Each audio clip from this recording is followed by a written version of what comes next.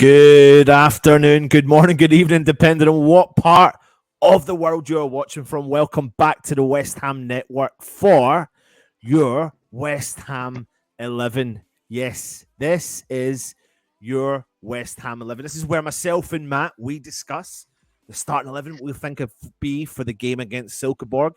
And we also give you your chance to vote, which you have done on the community tab. And then you get your choice to give us your 11. We'll go through that as well. But we move into the Europa Conference League. Matt, how important is this game tomorrow? Today, I should say. Today. I said it on the stat attack, right? This is going to be like a favourite Moyes game because we only need a point. So he can now fully justify his back five, three holding midfielders, whatever he wants to play. Because it's one where now they have to win and we don't, which is like Moyes' atypical counter-attack, isn't it? And that's what Moyes likes. He likes, we play best when the teams attack us. And the way the group's gone, they need the win and we don't. So, it's I think it's going to be an exciting game, but I think Moyes will have a field day with what he gets to do with it. Yeah, absolutely. We've had so many games happen over the last couple of weeks since myself and you have been on. You know, we've been missing from the start 11 show. We've needed it. Yeah, we've needed, like I think we said back at the start of the month, didn't we, that with this month coming up, there were so many games that we thought we'd finally see West Ham get into a sort of rhythm. Now maybe the football the other night wasn't the best.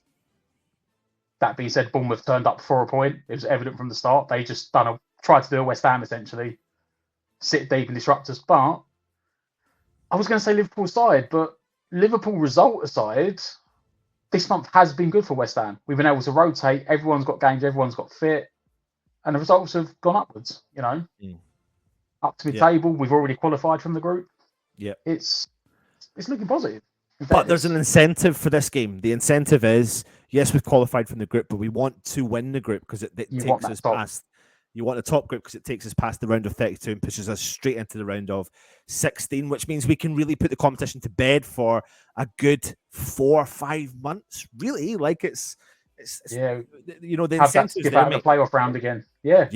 Like I said though, but we only need a point, and that's what I worry about for Moyes, because you know what Moyes is like. Moyes likes defensive stuff. Yeah, but it's a tough ask for Silkeborg, and I think, you know, the difference between potentially, and I know, listen, you'll have seen the stat attack when it was released last night, and obviously Matt's done it, but I think what we put respect on the name. We always do that, don't we? We have to put respect on the name, but I do think this is going to be a different game, mate. I'll tell you why I think it's going to be a different game. It's the difference between an artificial pitch and not an artificial pitch.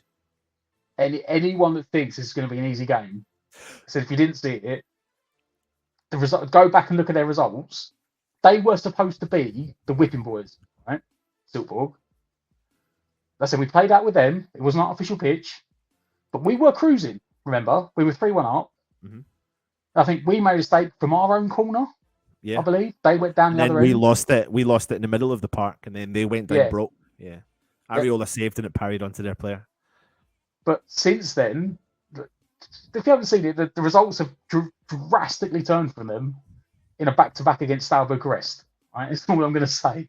If you haven't looked it up, I had to look up these results about 2 or 3 times when I was doing the research for it, because I was like, no, that can't be right. They're no mugs, right? Let's be real, they're no mugs. So, and I said the way the group's set up, they need the win. It's between them and Anderlecht. Yeah. For that second spot. Yeah. You know, I think it's only really now Bucharest that are out. Yeah. So they've got to come in to play. We know we need a point. It could be a game of goals. It could be. But you'd like to, like you said, you'd like to think the AstroTurf will hopefully make a big difference. Like you said, mate, at some point in that game we were cruising and then we kind of made it tougher for ourselves. And, you know, I think back to the Lanzini penalty when he slipped. There's no ifs or buts about it. Players play differently when you go on artificial. It takes you a while to adjust, especially if you've not been playing there for a while. And Silkeborg were free-flowing football. They were passing the ball around, and even when we were cruising, when they held the ball, they had the ball really well. And you know, we are on a upward trajectory, so I understand that they've been playing well. I think the 5 goals in 2 games in a row, 10-0 over 2 games against FCSB could be, deceiving to the eye slightly. But again, respecting the opposition as much as I possibly can. But it's going to make for an interesting game. So let's get stuck in, mate, to the starting 11. Now, I mean, listen, last night, there's been so much stuff going on about who starts here, who starts there. The debate's continuing. But I don't think we really need to go on when it comes to the goalkeeper, because we know quite clearly there's a Premier League goalkeeper and quite clearly there is a cup goalkeeper. Whether or not that transitions at some point in this season, possibly. But as it stands, this is the situation we find ourselves in now, where Areola will be taking the game. Yeah, it's his spot for now. Yeah, there is no debate. You said there's no debate at the moment. Moyes is very much still got that line down the middle. Ariola's just waiting his time. And like I said, you know what? I've got no problems with it at the moment, because like we said in the game when he made that was it the Anderlecht away game? Yeah. When he made that save from that header, point blank range. It's not like putting in a proper number 2 goalkeeper. He is a number 1. So yeah, no qualms about it, no issues.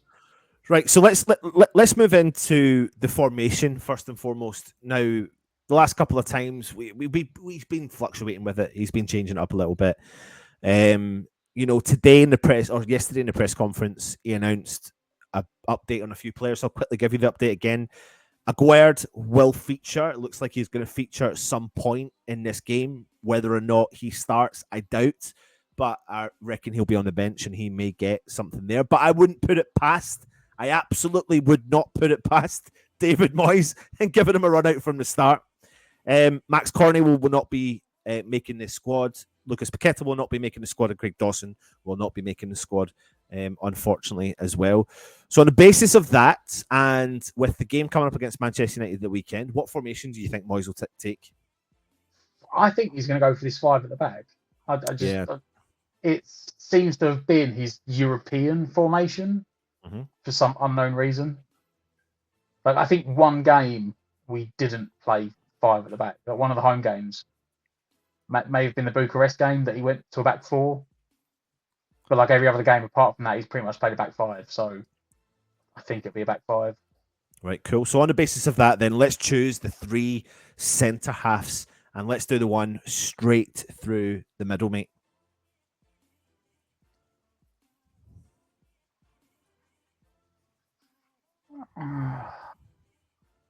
See, the back 3 for me is going to be hard.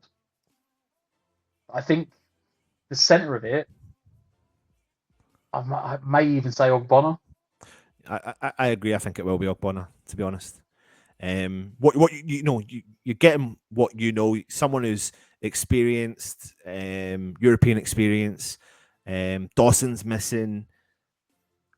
We'll come on to who we think will be playing alongside him, but we can discuss positional as well when it comes to it. Now, interestingly enough, in the press conference today, he was joined by Ben Johnson. I always find that reasonably interesting because I think that there's something in that. I don't know. Am I being ridiculous to even say that? Like, does that, he's had a run out in the team. He said in his press conference today that he is getting familiar with what position he's actually playing. He has played, I think, about 4 or 5 different positions for West Ham this season and had an injury. So you could questionably understand why he's been out of form, but picked up a little bit of form against Bournemouth. On the basis of that, though, does he maintain his position in the central of defence, which he played in, I think, the last time we were out in the Europa League conference? See, I was going to say maybe Kira, but I'm more confident of the right wing back than I am that right centre back position. Yeah.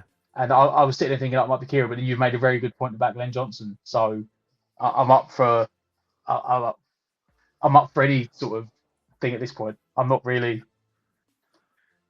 I'm probably more certain about players further forward in the pitch. I think because that of you the are. change in Yeah, formation and yeah. the players available, the back And still flies also up in the air. and also the fact that we know that Aguerd has been mentioned quite heavily in the press conference Yeah, this is today. what I'm like. Aguerd has trained with the team today on the pitch in games, so he is there, and he wouldn't be put in the squad if he wasn't going to be available. I just don't know. Is it too early to start? I don't know. Would you rather It's start than sub and bring him off early if you can? I mean, listen, he said it's too early for the game against Manchester United, but he European. said his Europe's different football, isn't it? It's yeah. European. The European football's different. So it makes me think he could feature, and The it's just whether or not way you'd start him. Moyes handled Ogbonna, I think he'll start him. Yeah, I think I'm going to agree with you on that, mate. I think it might be easier for him to start him and then give him like an hour run out and then sub him for someone else. Yeah, Because then he's got time. Because obviously, unless Silkeborg come flying out the gates, most games you get a few minutes to get into the game, and that's everyone. Whereas obviously you're coming off the bench. If you come off the bench as a defender for half an hour, you're straight in there. And if you're not up to speed, mistakes can happen. yeah. And I say, and that only thing was that was the way he treated Ogbonna this season. He didn't play in the league. He hasn't played. I think has he played in any of the league games? No, I don't think he has. No. Like even when we put to Anfield, we played like 5 fullbacks. Was it? Yeah. He didn't Yep. play Ogbonna, but So he is this what started him. is this actually the back three we're going with?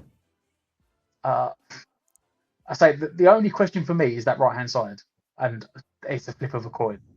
Right. So forgetting the right hand side just now, are we committing to Aguerd starting the game? Because I think I am. Yeah, I genuinely think had he not had previous this season with the way he integrated Ogbonna back into the team, I probably would have said no. But he essentially did that, didn't he? I think he had one game on the bench where he didn't really want to use him, and after that, it was for the games in Europe when he's played. He's basically started. I know he's been on the bench still in the Premier League games, but I think that's his position. But I think even at the start when he started, he played like an hour and then they subbed him off. Yeah. For someone else. So yeah, I think Moyes wants the minutes. I think European football's less physical and less physically taxing than the Premier League. Yeah. I mean, I certainly, like I said, I wouldn't start him to play an hour at Old Trafford on Sunday. But if he can get maybe this game, the European game next week, and then maybe the Leicester game, he might aim to start him in the Premier League. But I think if he wants to start him in the Premier League game before the World Cup, he'd have to look at starting him in the Europa League games now. Yeah. Yeah. So, yeah. Well, there you go. So, do you agree with myself and Matt? Do you see? I mean, listen, we always know that these teams can be subject to change, and maybe the odd player thereabouts. But this is us trying to put our spin on it and think based upon recent results, recent European games, and listening to David Moyes' press conference and thinking, is this the three that we're going to put out there? I mean, I can see it. I can see it being the three.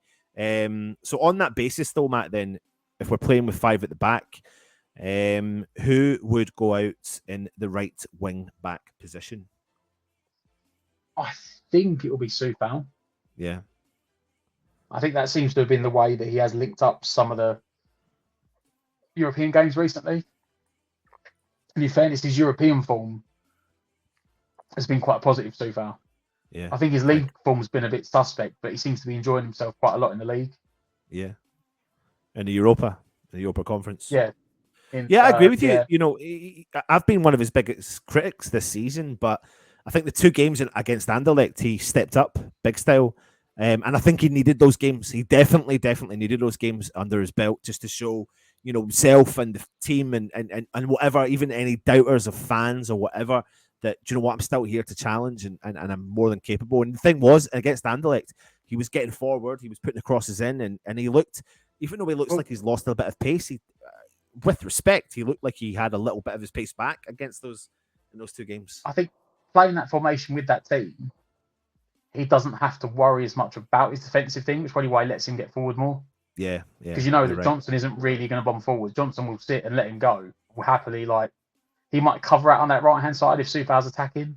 Yeah. But he's not going to bomb past him. He's not going to overlap Soufal. No. So Soufal knows that if he does lose it, there's someone sitting behind him that can A, defend, and B, can defend out on the right hand side. So it gives him like a cushion of not having to worry. Yeah, absolutely. Absolutely. Right, let's move on to the other side. Really only a couple of choices, Creswell, Emerson. You could even say really Fornals if you really wanted to, because it's happened as well. But predominantly this season, we've seen Emerson out there. I think that will continue. Yeah, I think that will continue. I mean, suddenly now, with... I was just going to say, suddenly, with Aguerd, Johnson, Emerson, you've got pace back in the back line. Yeah, his defence isn't struggling for pace anymore. I was going to say, like you said, he's played, I think, all the European games. And with Man United on the weekend, does he want Creswell to play 3 games in 6-7 days? Yeah. Does he probably, Creswell playing Monday night, Thursday night, Sunday might be a bit of an ask for him. So just been able to get someone else in to try and fill that left centre back position and then get Emerson on there as a left winger. At least gives Creswell a bit of a time off. Yeah. And it also, like you said, protects him for the Manchester United game. And you can think of all the other players there, about Zuma, Kira, they'll be travelling with the squad, but they'll predominantly be starting the game come Sunday for the Manchester United game. But I think it's great to see Emerson getting a run of games and seeing what he's capable of doing. He loves bombing forward, doesn't he? And he is effective at doing it as well. So long may that continue there as well. Now, let's get into the midfield, mate. Now, the last couple of games in the Premier League, we've saw 3 central defensive midfielders play together, to quite a lot of fans' disbelief, but they've performed really well. The 3 of them have. Souček, Rice, and Downs. Moyes did say in the press conference, we've got some decisions we need to make because we know we've got the game against Sunday, against Man United. It kind of makes me think that we may not see any of the 3 of the players in the middle of the park. I reckon he will play Downs. See, I was thinking this, right? And I'm going to give my little explanation on it. He's been massively impressed with Downs, and he's been saying that quite a lot recently. And I think his nod to that situation today in the press conference came in saying, we do have to keep the game on Sunday in our mind. And he was talking like, winning the group's important, but we have to keep Sunday on our mind. So if we are, he kind of alluded a couple of times to maybe change. And he may look at the squad and go, right, now we've got Lanzini, now we've got Connor Coventry, now we've got Pablo Fornals. We've got 3 players that are extremely capable of sitting in there and doing a job. And Connor Coventry is absolutely more than capable of doing a job in there. That then protects your 3. And if you want to give them a run out, you can. But it just gives him the option come Sunday, because we're up at Old Trafford, mate. And if Paqueta's not fit and not ready to go, you could see him lining up with those 3 players again. And if he doesn't line up with those 3 players, I don't know what other options he's going to do, because that's been working, albeit it's not been fancy football. It's been working. So I think he'll play one of the 3. I've not won, have I? No, it's just the fact that I get it. No, I get it. I'm just trying to be a devil's advocate. I think we saw Downs and Coventry once. Yeah. Didn't we? Yeah. And then we've never seen Coventry again. Yeah. All right. West Ham fans have wanted Coventry to succeed, but we saw Coventry once, never saw Coventry again. Whereas, Downs is now starting every game. It's for me, I don't want to say it because I still think Downs should be in front of Souček, but I say unfortunately, fortunately, time-wise, it seems like the introduction of Downs into the first team has maybe given Souček like a new lease of life that he needed. Yeah. It's maybe reminded him that no, your position isn't comfortable anymore.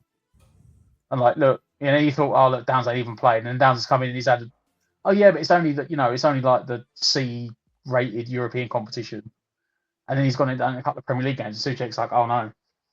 Well, I was just going to say though, so if I mean, the big question here is that if he comes in tonight and performs at a very high level again, that would be his 5th or 6th start where he is either man of the match or not far off the man of the match if he gets a good performance under his belt tonight against Silkeborg. So he gives Moyes big decisions to make when all the players are fit and raring to go. But like you said, mate, he has given Souček the kick up the start. I mean, I think I'm trying to be a bit of a devil's advocate when I'm trying to think, like, is he going to try something a bit different? But I probably do essentially agree. Maybe by saying Downs will probably play, I think he'll be the one of the 3, if at all any, that will start. So who will partner him in the middle of the park? I'm sure we've done it in the away game. We started, it was Lanzini. Yep. And if we're going to give if you only pick one of them, let's give the other 2 a rest. As I said, unfortunately, I'd like to say him and Coventry, but Coventry ain't played. If we get the point we need, then I could see maybe like next week's game, then maybe he might try Coventry and Downs together again. Because it's like, it's a dead rubber. It doesn't really matter. Well, I mean, I don't even know if you would. I don't think you would see Downs. Possibly, I think you would probably see someone else come in. I think that's if we did win the game against Silkeborg, then it could be it could even be a young prospect coming through the ranks, Ekwa or something, or Scarles, who's sitting there as well, who's traveling with the squad, all that sort of stuff. So I don't know, mate. Like, I'll put this in just now. I think it's up for debate. Definitely up for debate. I mean, I'm willing to put my neck on the line and say I could see that department being one of the biggest changes. It will be one of the 3. And I think I'll be honest, I'm more confident Lanzini's going to start there than I am Downs. There you go. I agree with that.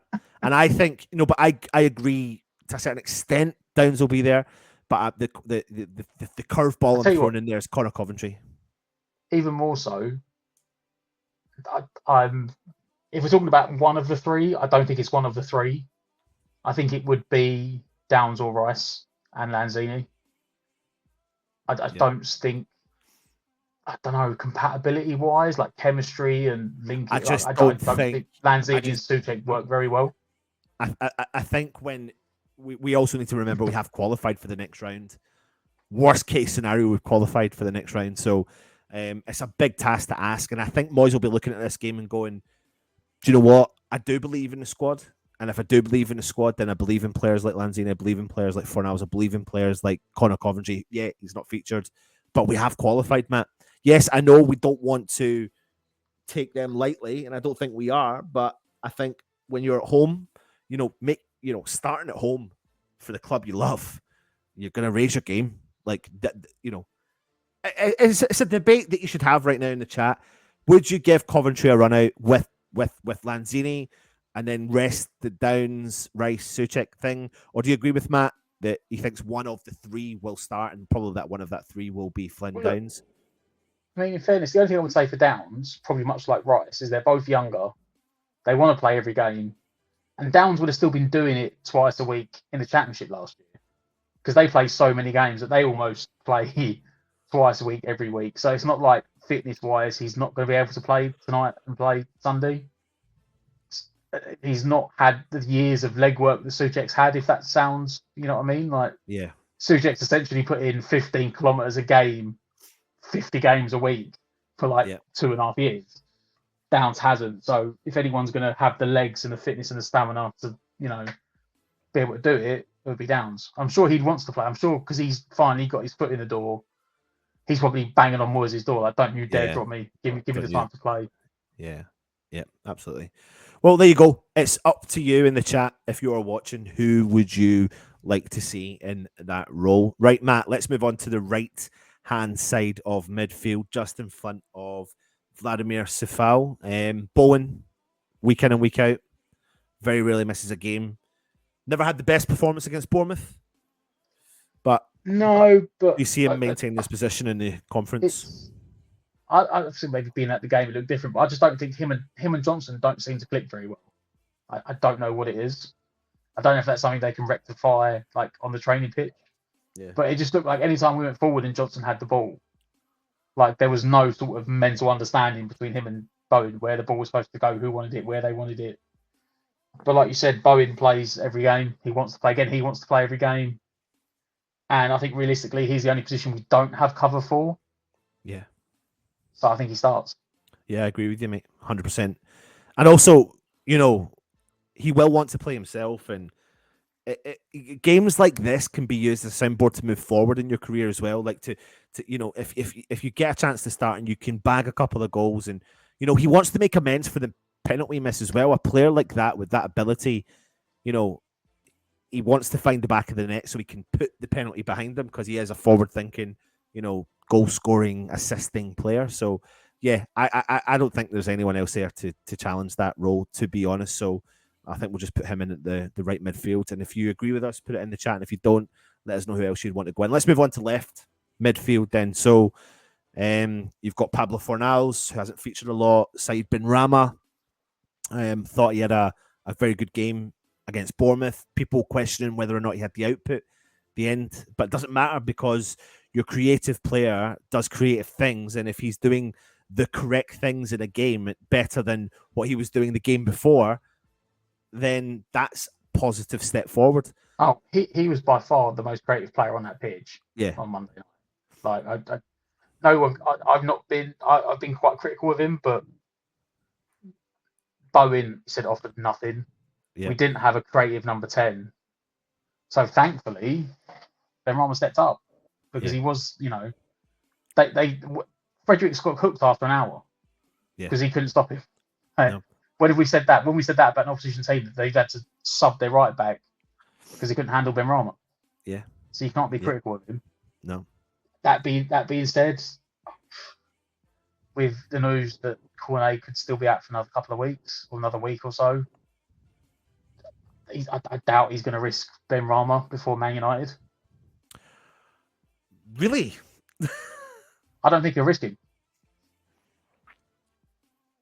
I'm going to disagree with you there. Especially if you listen to Benrahma's comments that he's made. It's been a tough time, but he's coming together. He's thanking his mate, Kurt Zuma, his brother, he keeps calling him. He talks a lot about confidence. And it depends on how Moyes handles the situation. Player.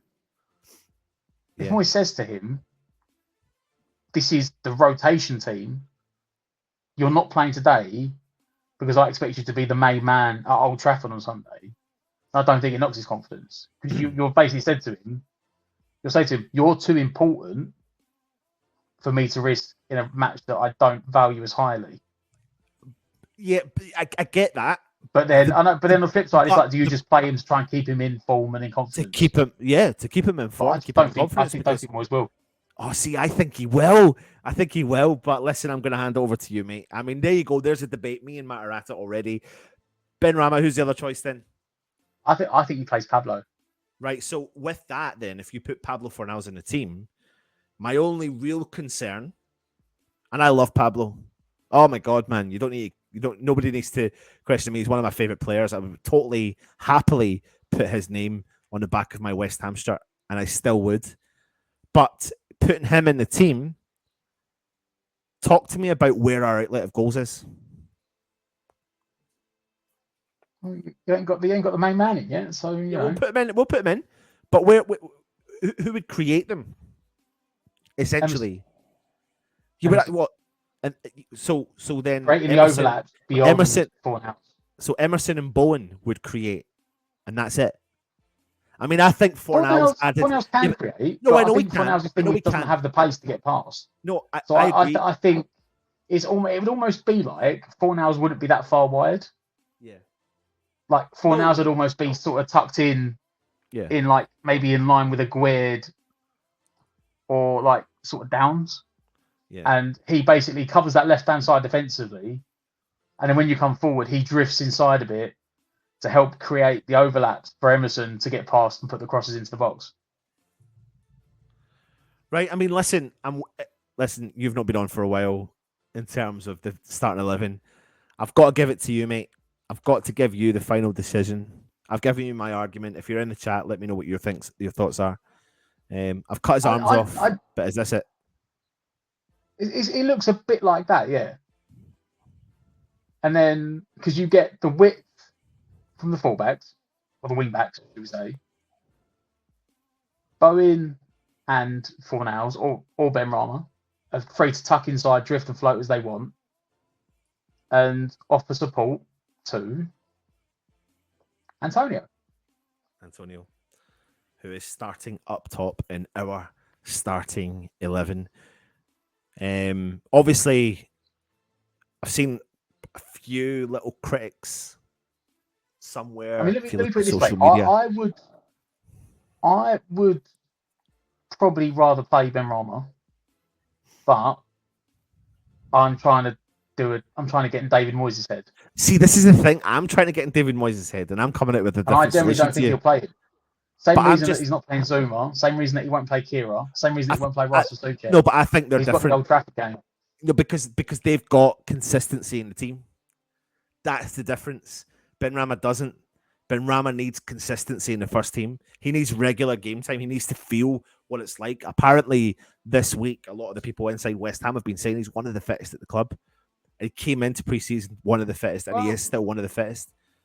I mean, it's just an argument I'm putting out there. I'm not swapping him out. I'm just no. I'm going to keep him in because if it doesn't happen, then I'm going to blame you.